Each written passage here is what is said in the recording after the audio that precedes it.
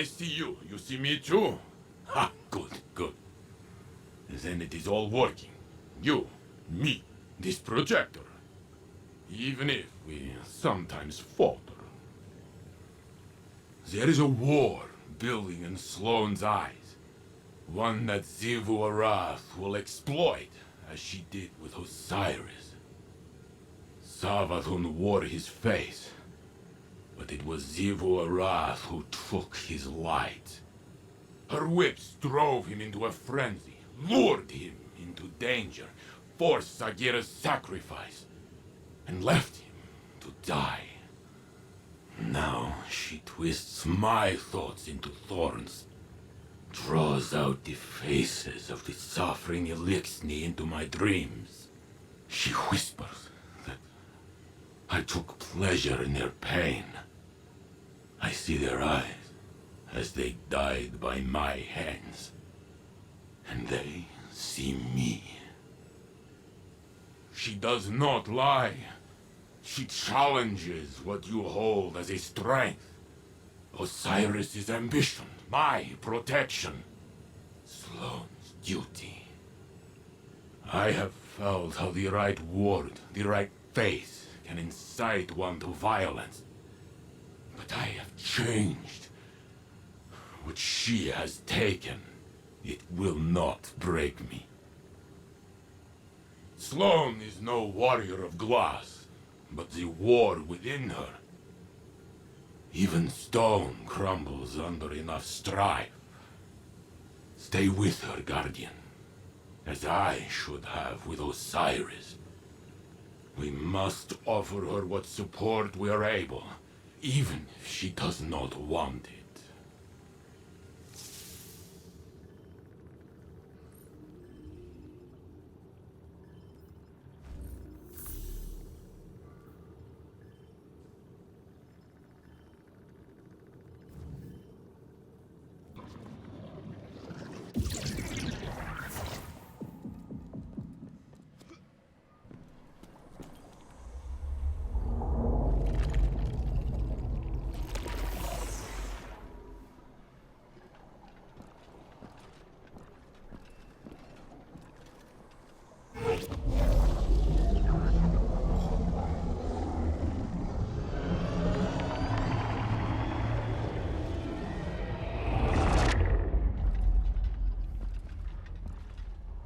Our minds are one, linked by the darkness.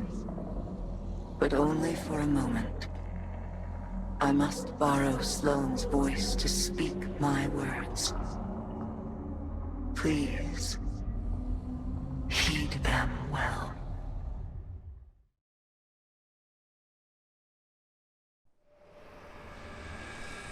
Before you can confront the witness, you must understand it. The witness's first victims were once like you, struggling for survival, bolstered by hope, until their hopes became reality. They called it the Gardener, their deity of life. It ushered them into a golden age. For eons they prospered. But their newfound god never spoke to them. It lavished them with gifts, but not with guidance.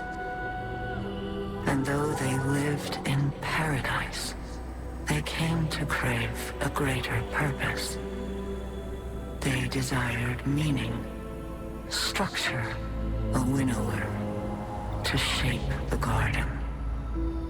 Their scholars discovered that the Gardener shared a connection with another entity among the stars. They called it the Veil, and when they found it, they arrived to claim it. They already knew much about the light, how it could bend the laws of the universe and create life. But they came to realize that it could bring ruin just as easily. The cosmic events it set in motion could wipe out entire civilizations in a heartbeat, without reason.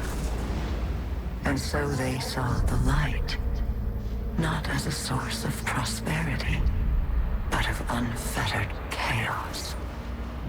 By studying the Veil, they came to know the darkness. A power that was shaped by thought and consciousness. And in the darkness, they found the means to carve away the chaos of existence, to calcify it into a final shape. Eternal and perfected. They brought the Veil back to the Gardener in an attempt to strengthen their connection. There, they could reshape reality itself.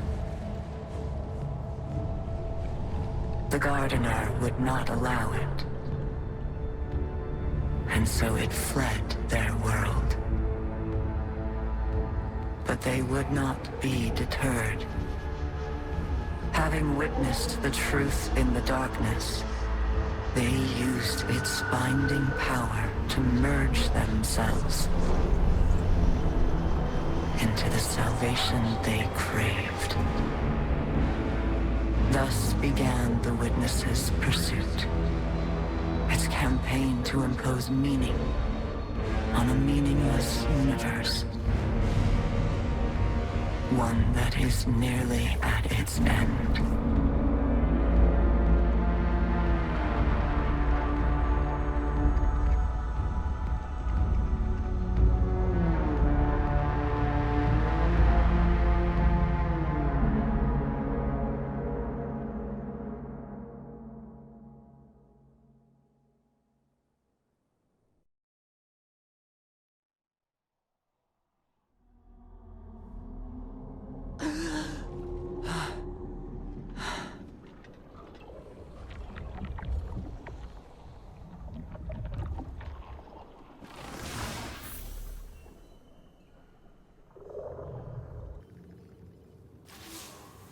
Well, now we've heard what Asa had to tell us. We know our enemy better than ever. To think that it all started with the need for purpose. How that need became an obsession. What bothers me most is how much I understand it. This mission, it's my purpose, my reason for being. My guiding light. Without it, I'm lost. I don't know who I am or what I'm supposed to do. And that lack of direction, it's harder to face than 1,000 battles. I felt the same about my previous mission when I held the line on Titan. And if I'm being honest, it feels like I failed.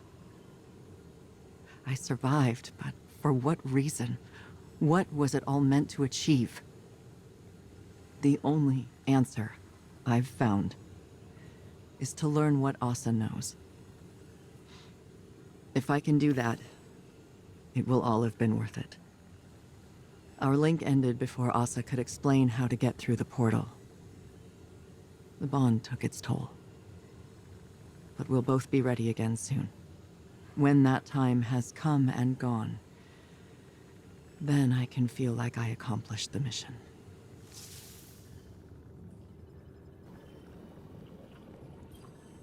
You never did tell me why you trust the Nine so much. Oh, I don't. Not even a little. I trust Orin. Orin. Long story. The short of it is, I may have had a feeling or two for somebody a long time ago. Somebody that lost themselves along the way. But there's a little piece of her still out there. A sliver. Who still has a feeling or two for the somebody I could be. So I trust her. Because she ain't never steered me wrong. No matter how rotten I was. Because at the end of the day, maybe we gotta put our faith in something other than ourselves. Even if we're too stubborn to admit it. Didn't expect you to put a lot of stock in Faith. And I didn't expect you to lose yours and keep moving. Guess we're all full of surprises, ain't we? I'm giving you the benefit of the doubt that you're being genuine. Oh, I'm always genuine. People just ain't always paying attention. For real, though, Moondust might have given me a push. Thought it'd help. Sounds like familiar advice. Is it, though? Helping. No joke? I think so. Then we have that in common, too.